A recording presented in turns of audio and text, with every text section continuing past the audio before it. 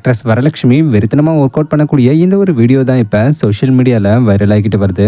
ஆக்சுவலா கல்யாணத்துக்கு முன்னாடியும் சரி, கல்யாணத்துக்கு அப்புறமும் சரி, வரலட்சுமி ஒர்க் அவுட்டுக்கு ரொம்ப முக்கியத்துவம் கொடுக்கறத நம்மளால பார்க்க முடியுது. காரணம், வரலட்சுமி பொதுவாகவே தங்களுடைய உடல் எடையில ரொம்பவே அக்கறை காட்டுவாங்க. அதே நேரத்துல கேரக்டருக்கு தேவைன்னா உடல் எடையை அதிகரிக்கவும் தயங்கினதில்ல.